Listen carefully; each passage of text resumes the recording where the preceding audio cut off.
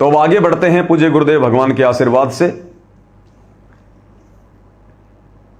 अगले वीडियो में गुरुदेव भगवान हमें क्या कह रहे हैं, क्या शिक्षा दे रहे हैं। अगला जो वीडियो है भाई और बहनों, इसमें बोलो सतगुरुदेव की जय हो। इसमें गुरुदेव भगवान हमें शिक्षा दे रहे हैं कि अध्यात्म के नियम अनुसार जब बच्चा 3 वर्ष का हो जाए, क्योंकि 3 साल का बच्चा थोड़ा बहुत समझने लायक हो जाता है, डोलने फिरने लायक हो जाता है, बोलने लायक हो जाता है, तो जैसे ही बच्चा 3 साल का हो जाए तो उसको सतगुरु से उपदेश दिलवा देना चाहिए। इससे ज्यादा देरी नहीं करनी चाहिए, लेट नहीं करना चाहिए, क्योंकि जब तक बच्चा 3-4 साल का होता है, नादान होता है, तब तक उस बच्चे की रक्षा सतगुरु उसके माता पिता की भक्ति और मर्यादाओं के अनुसार करते हैं। अगर माता पिता मर्यादा में है, उपदेश ले रखा है, क्योंकि बच्चा तो उसी समय उपदेश लेगा ना 3-4 साल का, जब पहले से उसकी मां ने या उसके पिता ने उपदेश ले रखा होगा। तो जब तक बच्चा 3 या 4 साल तक का होता है, क्योंकि 3 या 4 साल का बच्चा क्या जाने मर्यादाओं के बारे में। अगर छोटी मोटी किसी पड़ोसी ने, किसी काका ताऊ चाऊ ने अगर कोई मर्यादा भी मान लो उसकी खंडित करवा दी है, कोई देव देवताओं को कोई प्रसाद दे दिया है या कोई अन्न उपासना करवा दी है, झूठा खाना खिला दिया है, तो वो तो नादान बच्चा है, उसको क्या पता। लेकिन यदि उसके माता पिता उपदेशी हैं, अगर मां उपदेशी है या पिता उपदेशी है, दोनों या दोनों में से एक उपदेशी है, और वो अगर मर्यादा में है पूर्णतया, तो परमात्मा माता पिता की मर्यादा को देखकर उस बच्चे की भी रक्षा करता है। कब तक? जब तक बच्चा अनभोल है।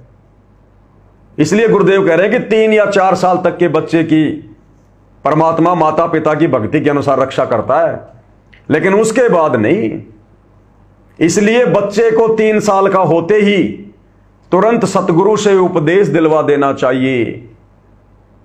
अब वो 3 साल का बच्चा जैसे भी भक्ति करेगा, करता रहेगा, चलते फिरते उठते बैठते, आरती में कभी सो रहा है, कभी कर ली, कभी भाग गया, कोई दिक्कत नहीं।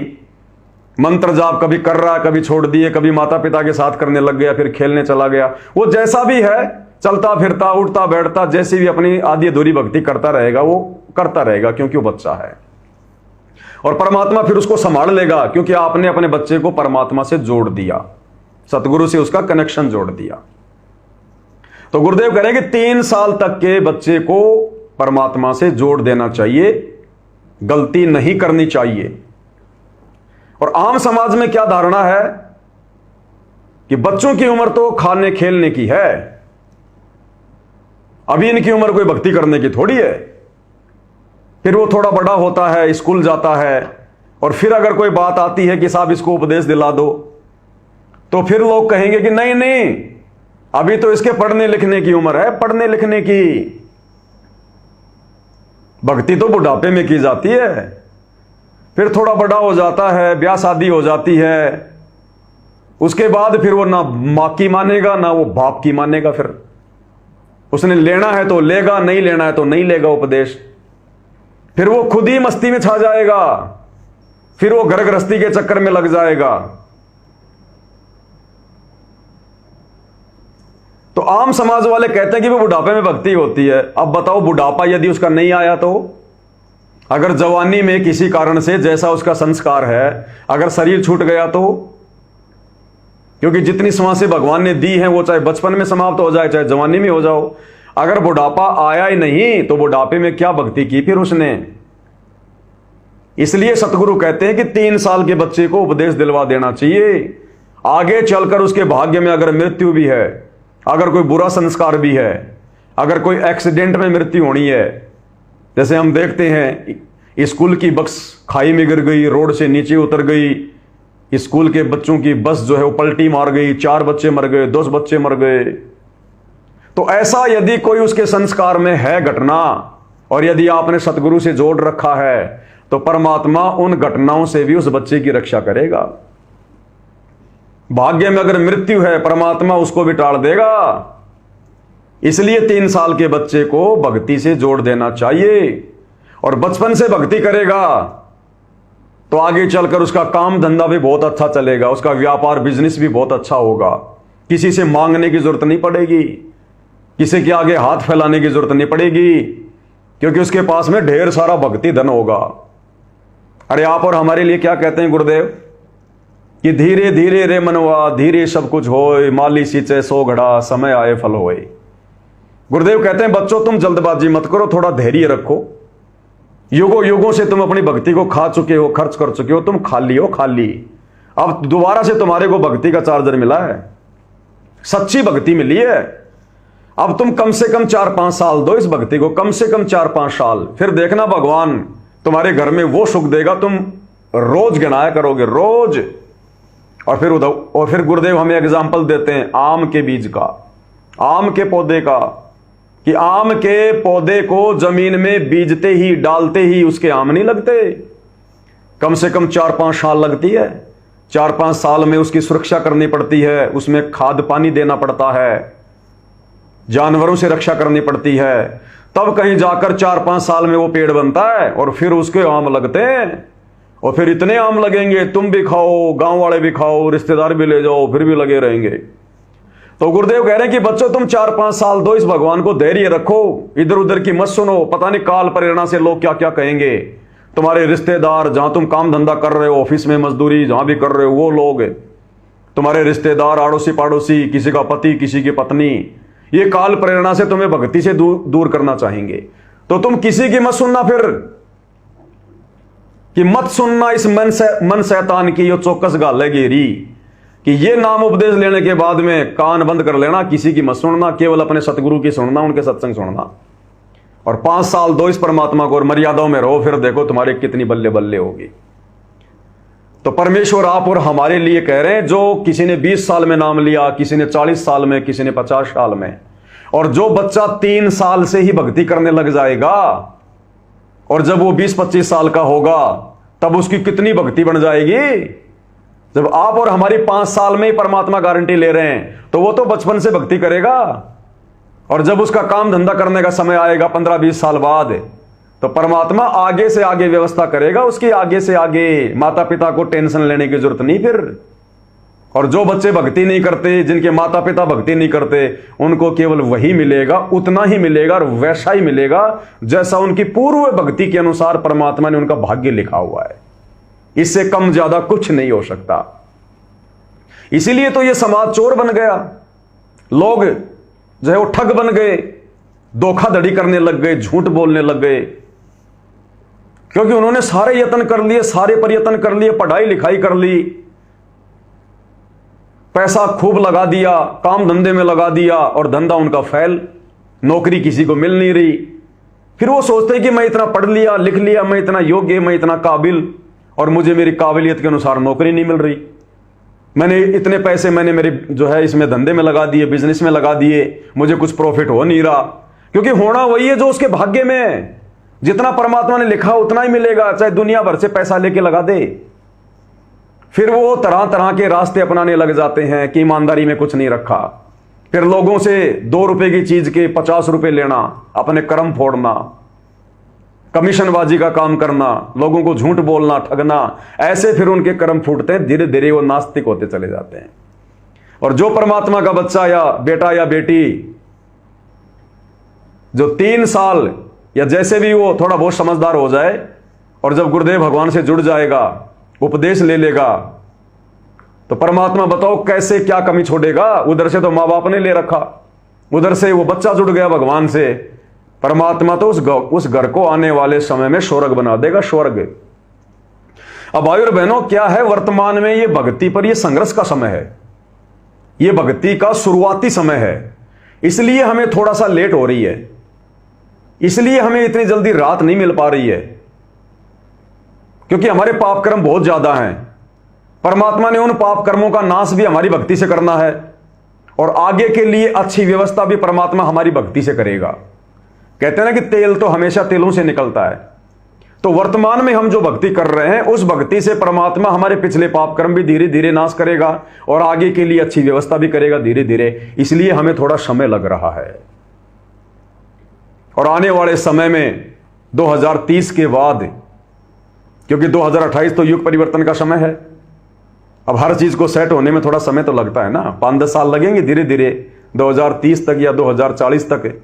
उसके बाद में पूरी पृथ्वी पर केवल यही भक्ति रह जाएगी, केवल भक्ति का ही माहौल होगा। आप और हमारी भक्ति में बीच में कोई टांग अड़ाने वाला, कोई दुखी करने वाला, परेशान करने वाला नहीं रहेगा। और जो भी जनरेशन होगी तुरंत भक्ति से जुड़ेगी।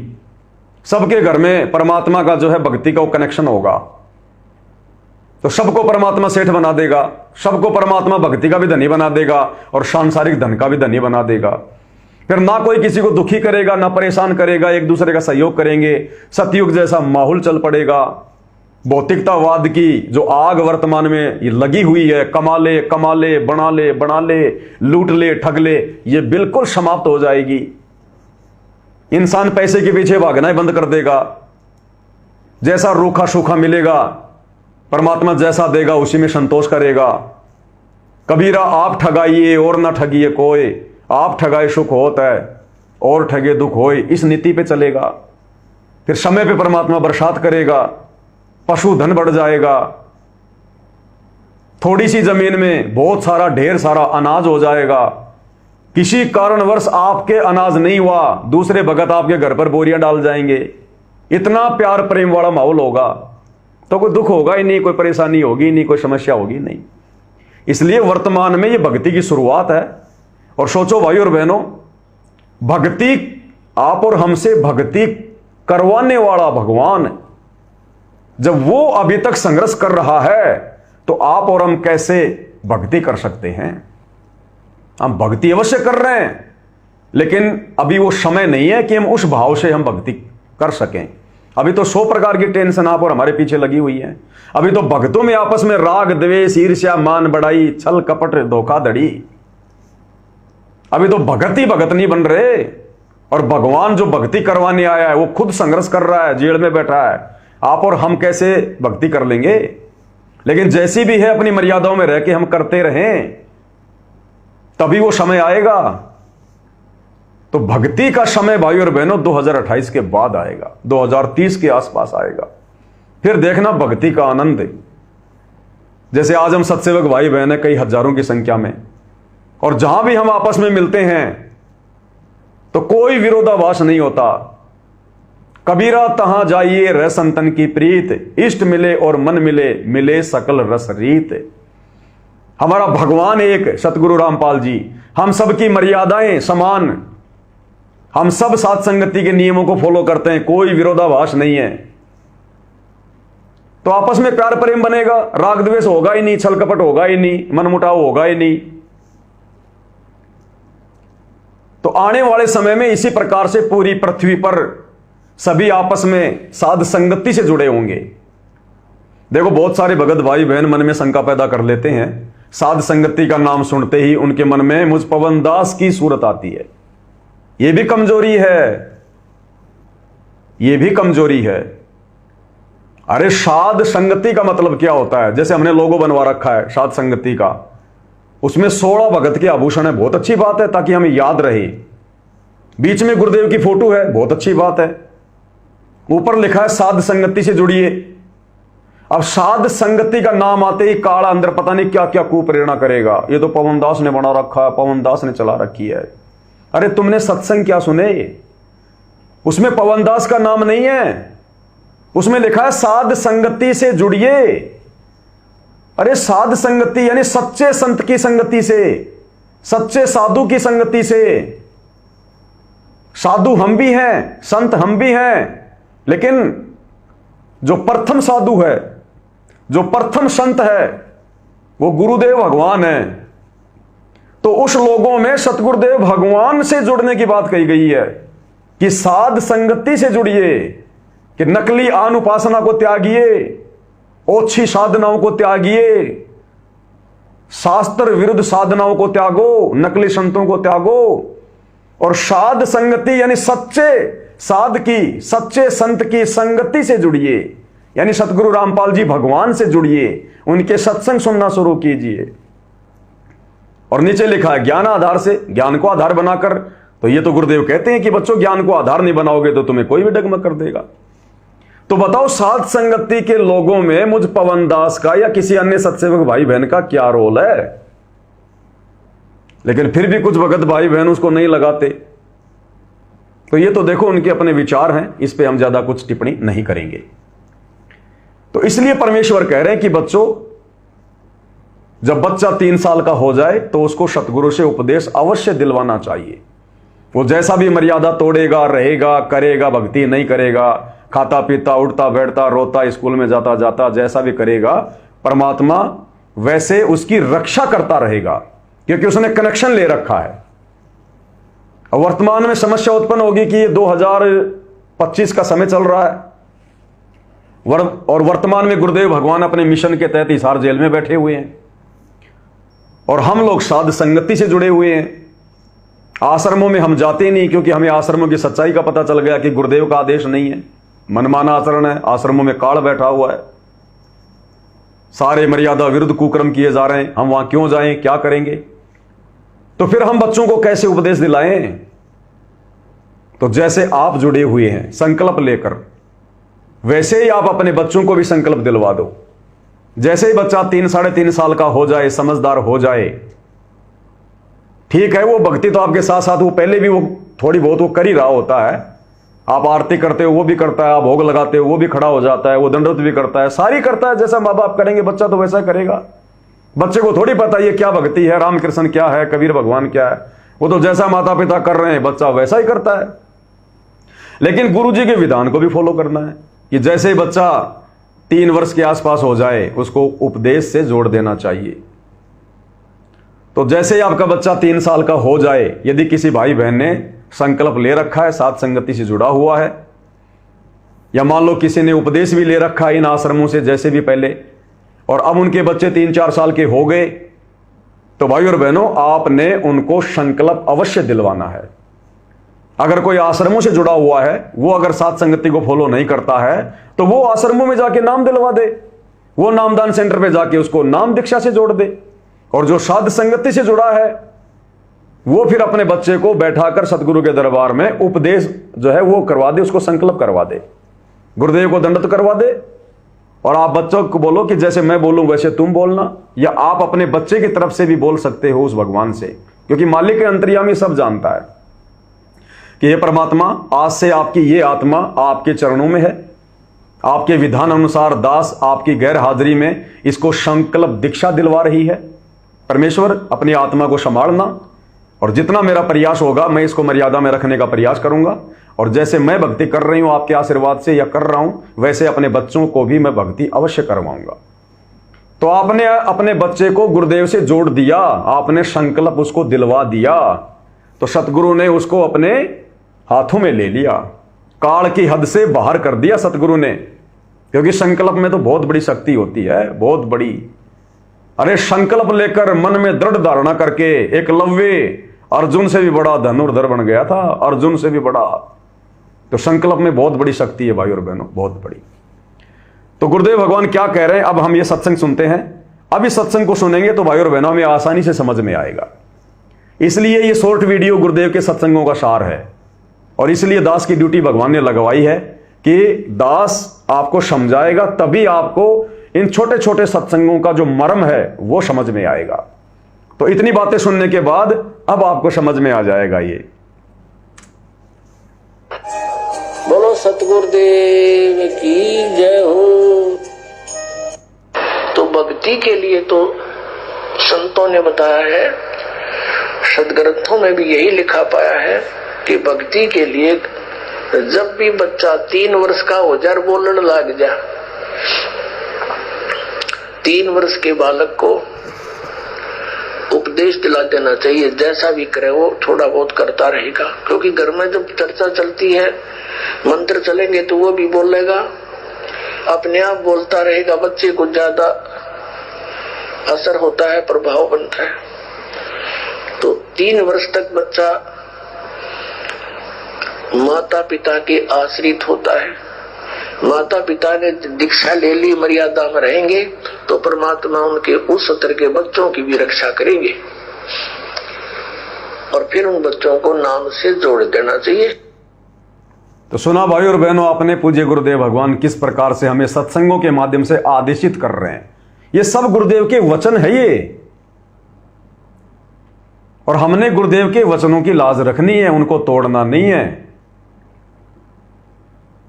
भगत भाई सोचते हैं कि नियम तो वही है, वचन तो वही है जो गुरुदेव ने हमारे को फार्म पर लिख कर दे दिए। अरे वो तो भक्ति की शुरुआती है, शुरुआत है, वो तो कुछ भी नहीं है, कुछ भी। प्रथम नाम दीक्षा के समय 11 या वो 21 नियम, 21 नियम तो ज्ञानगंगा में फार्म पे तो खाली 10 या 11 लिखे होते हैं। शतनाम के समय 34 या 35 नियम, ये तो खाली शुरुआती नियम है, एक बार भक्ति पर लगाए रखने के लिए। उसके बाद जैसे जैसे हम सत्संग सुनते चले जाएंगे, दिन प्रतिदिन नए नए नियम सामने आएंगे, नए नए नियम, और वो सारे के सारे नियम फॉलो करने पड़ेंगे, सारे के सारे दृढ़ता के साथ। जैसे फार्म पर लिखें उनको दृढ़ता से फॉलो करते हैं, वैसे फिर सत्संगों के माध्यम से जैसे जैसे हमें पता चलता जाएगा, वैसे ही हमने गुरुदेव के नियमों को फॉलो करते हुए चलना है। तो सोचो भाई और बहनों, अभी जो सतलोक आश्रमों से जुड़े भाई बहन हैं, हमारे गुरु भाई बहन हैं, वो तो अभी तक वो नियम भी फॉलो नहीं कर रहे जो गुरुदेव ने फार्म पर लिख कर दिए हैं। जबकि वो तो सार नाम ले लिए, सार शब्द ले लिए। ये सार नाम और सार शब्द वाले सबसे ज्यादा मूर्ख बन रहे हैं। काल की सबसे ज्यादा बेगार इन आश्रमों में, जगह जगह भटकना, राजनेताओं की रैलियों में, परशुराम की जयंती में, कबीर की जयंती में, सिरसा में, जगह जगह भंडारे लगाना, राशन बांटना, लोगों की धर्मशाला बनवाना, आरक्षणों में जाके बैठना, दुनिया भर की बकवादें करना, मान बढ़ाई में सड़ना, सबसे ज्यादा काल की बेगार ये सार नाम और सार शब्द लिए हुए कर रहे हैं। क्योंकि जब गुरुजी के दोनों लड़के, दोनों लड़कियां और गुरुजी की जो पत्नी है सांसारिक, गुरुजी का जो परिवार है, उनके जो रिश्तेदार हैं, वो तो सब ले लिए सार शब्द। गुरुजी के जेल जाने के बाद में डीवीडी उनके हाथ में है, ओम सोहम सत्य कबीरा, ओम सोहम सत्य कबीरा, सब जप रहे हैं। तो सोचो जब वो बड़े बड़े वो महारथी, भीष्म पितामह, वो कर्ण और वो द्रोणाचार्य जैसे गुरुजी के परिवार वाले, क्योंकि सारे कुकर्म तो वही करवा रहे हैं संगत से, तो जब उनको सद्बुद्धि नहीं है तो उनके पीछे लगी हुई बेचारी संगत को कहां से सद्बुद्धि आएगी। तो फार्मों वाले नियम, साथ में सत्संग सुनने के चलते जो नियम समझ में आते हैं वो, और इसके अलावा गुरुदेव ने बताया कॉमन सेंस से भी समझ में आ जाना चाहिए कि क्या नियम है, क्या क्या सावधानियां बरतनी है, कॉमन सेंस से भी। तो ये सारी चीजें सत्सेवक भाई बहन अप्लाई कर रहे हैं अपने ऊपर, तभी आज हम इतने सफल हैं, इतने सक्सेस है भक्ति मार्ग पर। और तभी गुरुदेव भगवान हमारे निकट है, हमारे साथ है, पल पल उनका आशीर्वाद है, उनकी मेहर बरस रही है।